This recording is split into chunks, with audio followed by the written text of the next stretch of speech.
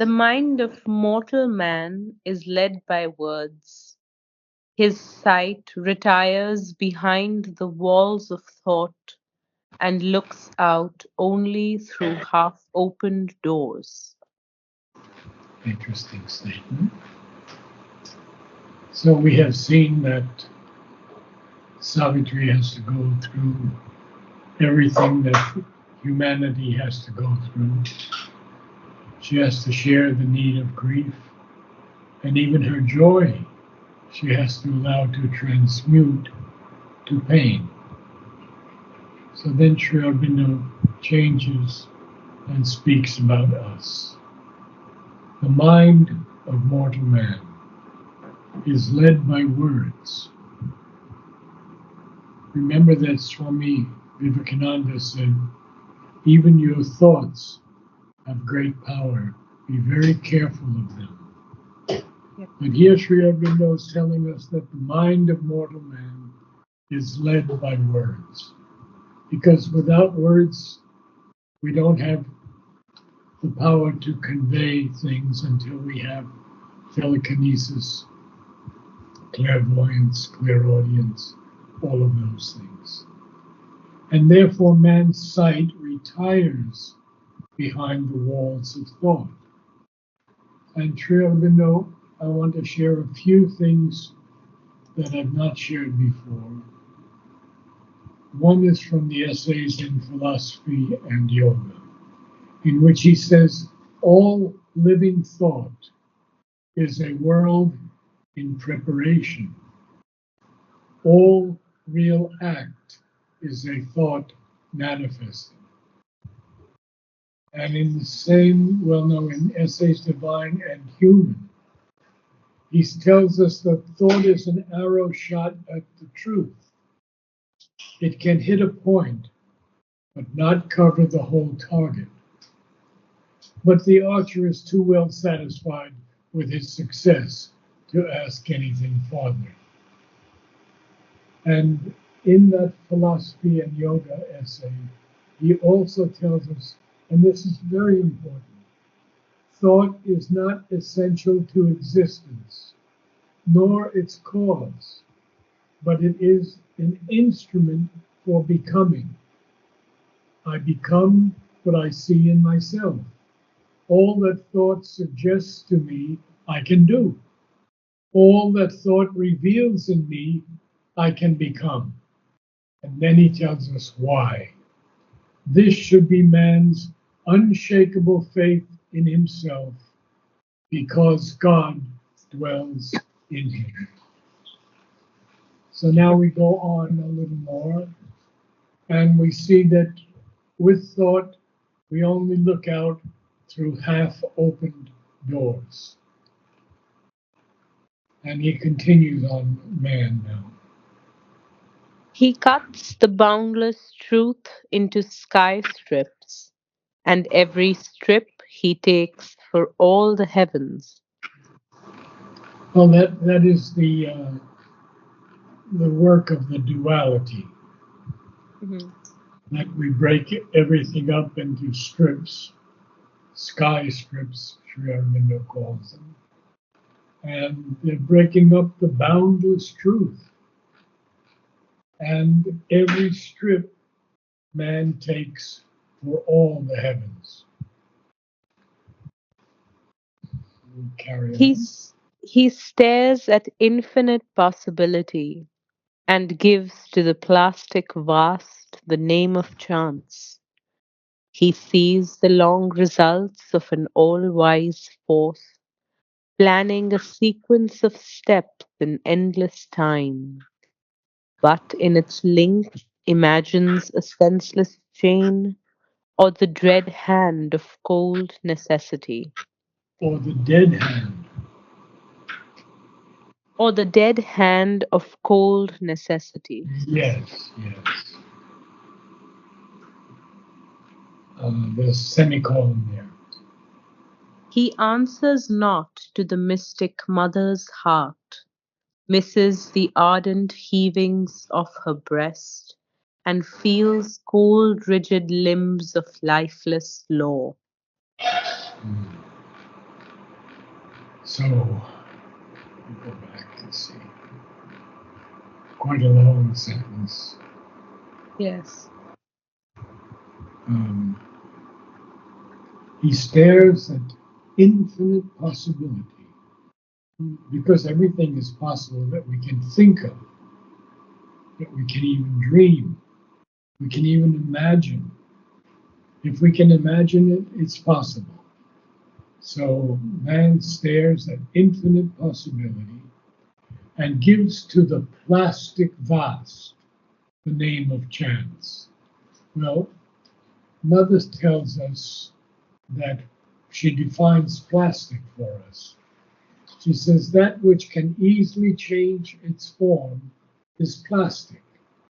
Figuratively, it is suppleness, a capacity of adaptation to circumstances and necessities.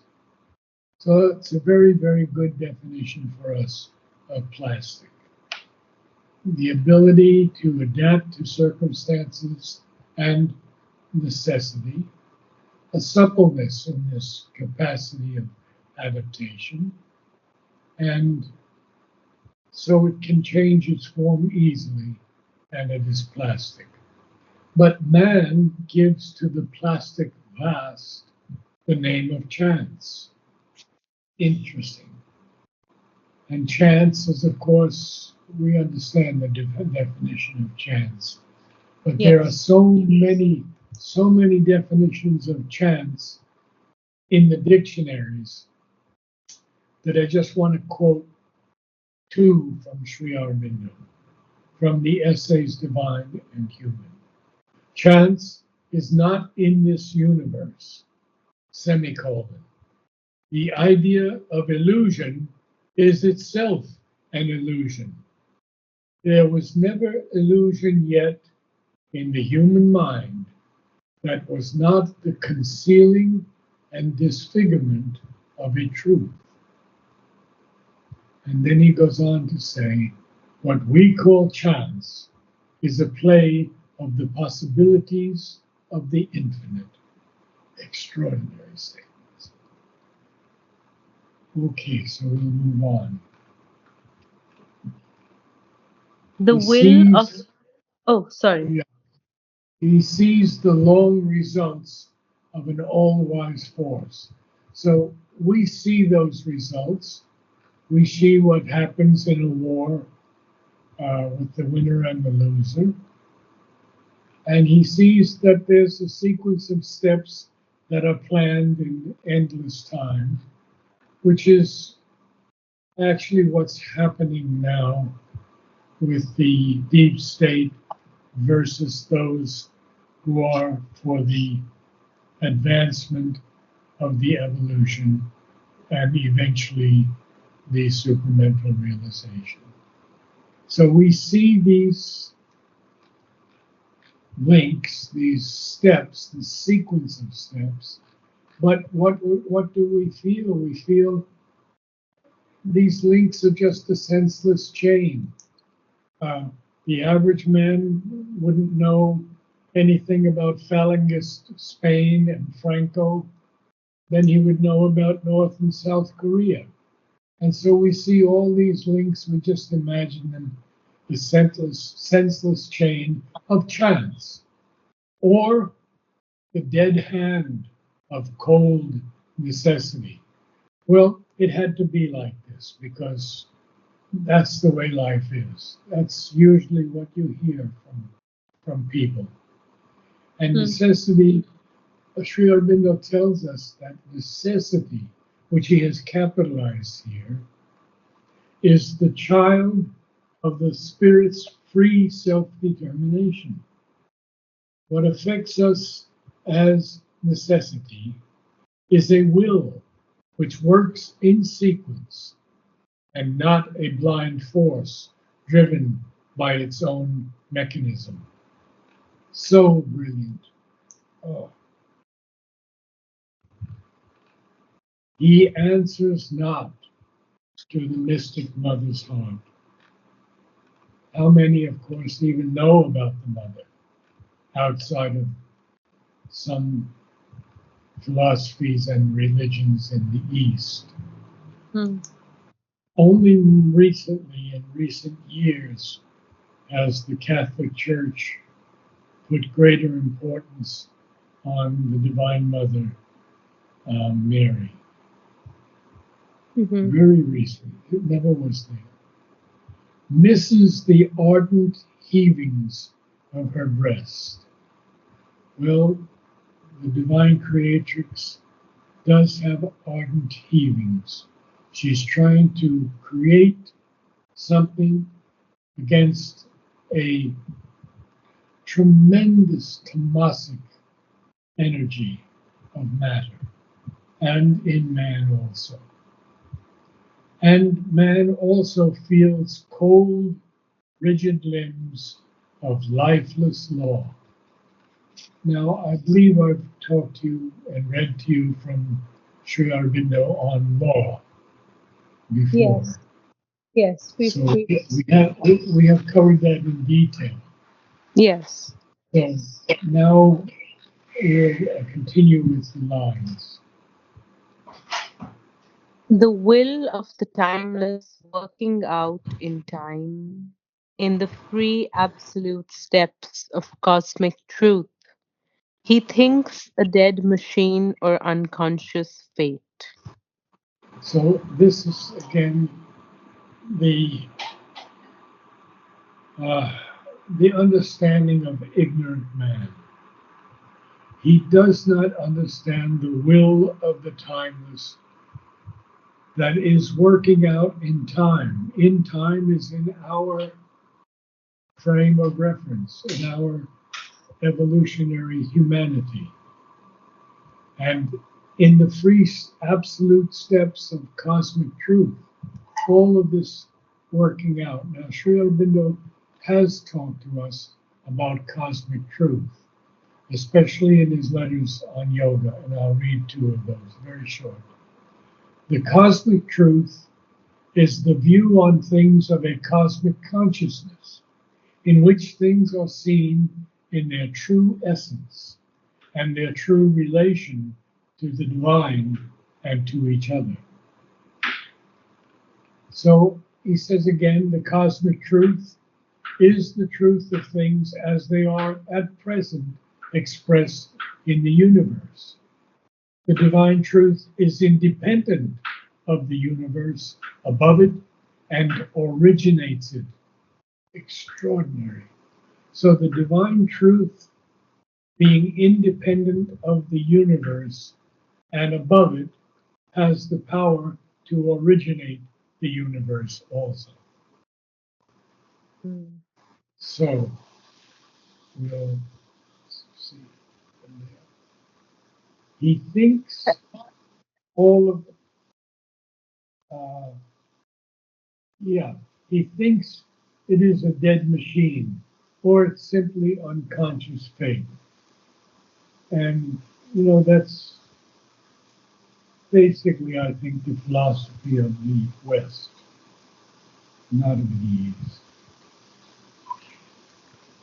And we've talked about faith very often, I think, also. So Yes. let's continue on. He Yes, you have a question? the will no, no, I was the line. A magician's formulas have made matters laws, and while they last, all things by them are bound. But the spirit's consent is needed for each act, and freedom walks in the same pace with law. Yeah, there's quite a bit to talk about here because the magician, of course, is the divine Purusha, and his formulas coming down through the supramental have made these laws of matter. And we've discussed matter before, but the laws of matter are changeable as we rise in consciousness. But as long as these laws last, all things are bound by them. And then he gives us a semicolon because he wants to end that thought. But the Spirit's consent is needed for each act, and freedom walks in the same pace with law. So powerful. Because freedom is the law of being in its illimitable unity.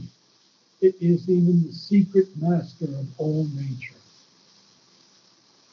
And in the synthesis of yoga, he tells us that freedom is the final law and the last consummation. Well, it's the last consummation and it's the final law. Remember where many of us have heard Shadalu and others talk about France and its symbolism. And freedom is the final law and the last consummation. Because spirituality respects the freedom of the human soul, because it itself is fulfilled by freedom. And the deepest meaning of freedom is the power to expand and grow towards perfection by the law of one's own nature, Dharma. So Yeah. important. Okay, so we carry on. Did you read that from Sri Aurobindo or did you say that? I read that from Sri Aurobindo, Okay. um, and it is from the human cycle. Okay. Something So, that's not often read by people, but I have recorded the entire human cycle. It's available free on our yeah. website. So we move on. All here can change if the magician choose. Mm. Well, that's the evolution. And in this evolution,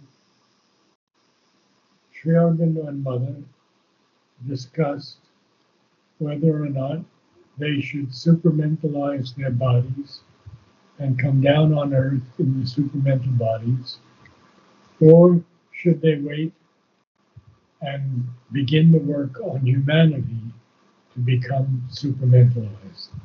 And the second choice was the one they made. But Mm. everything here could change if the magician choose, if the magician choose. But now he's going to tell us what is needed for that change.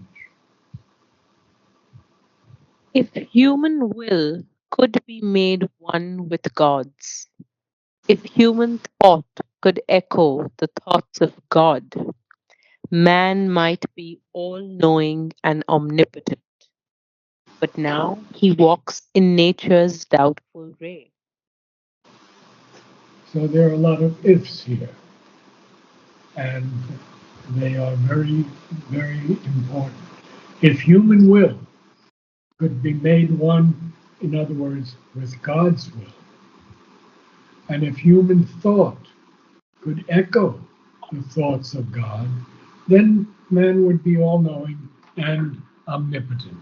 But now he walks in nature's doubtful ray, and now he's going to make us feel better.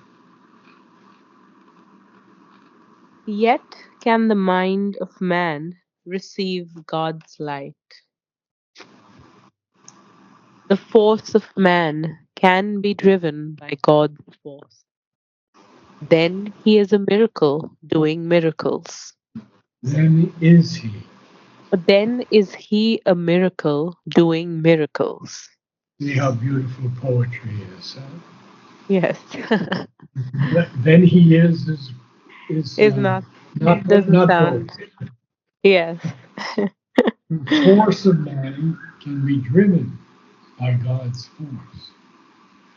And he doesn't capitalize force here. He just means that power of God. then is he a miracle, doing miracles.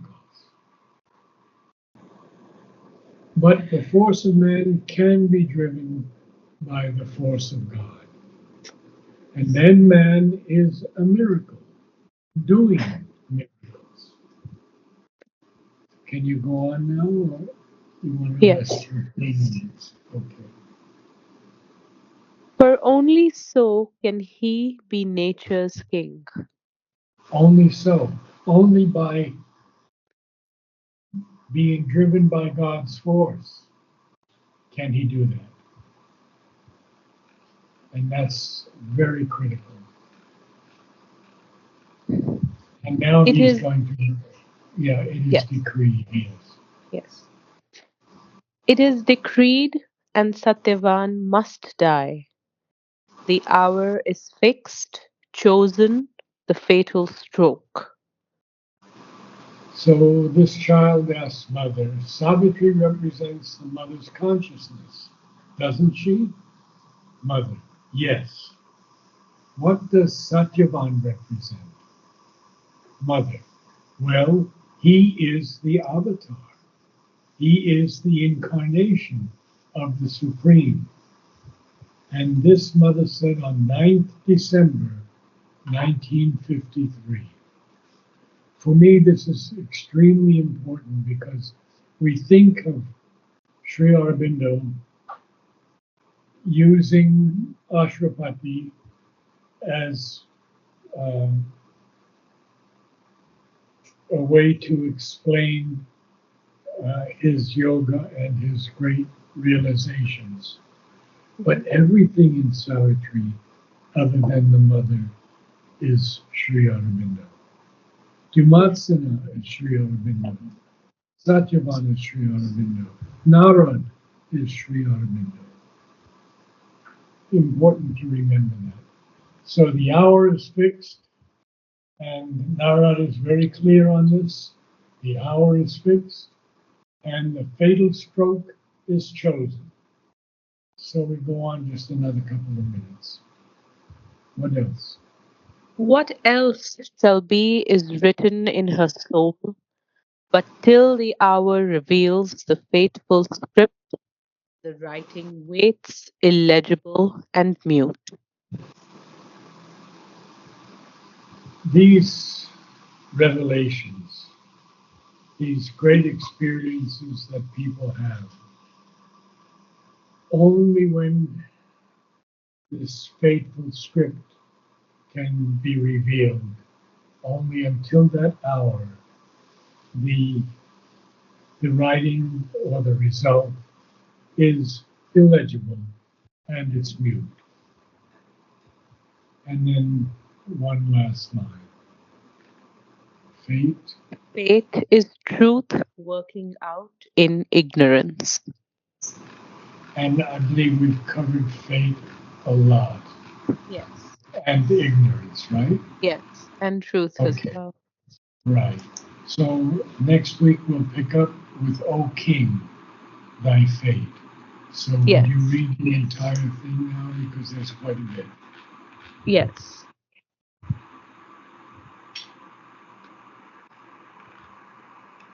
The mind of mortal man is led by words. His sight retires behind the walls of thought and looks out only through half open doors. He cuts the boundless truth into sky strips, and every strip he takes for all the heavens. He stares at infinite possibility and gives to the plastic vast the name of chance. He sees the long results of an all wise force planning a sequence of steps in endless time, but in its links imagines a senseless chain or the dead hand of cold necessity. He answers not to the mystic mother's heart, misses the ardent heavings of her breast, and feels cold, rigid limbs of lifeless law. The will of the timeless working out in time, In the free, absolute steps of cosmic truth, he thinks a dead machine or unconscious fate. A magician's formulas have made matter's laws, and while they last, all things by them are bound. But the spirit's consent is needed for each act, and freedom walks in the same pace with law. All here can change if the magician choose. If human will could be made one with God's, if human thought could echo the thoughts of God, man might be all knowing and omnipotent. But now he walks in nature's doubtful ray. Yet can the mind of man receive God's light. The force of man can be driven by God's force. Then is he a miracle doing miracles. For only so can he be nature's king. It is decreed and Satyavan must die. The hour is fixed, chosen the fatal stroke. What else shall be is written in her soul, but till the hour reveals the fateful script, the writing waits illegible and mute. Fate is truth working out in ignorance. Very good, Sanjana. Thank you, Naraji. Namaste. You're welcome.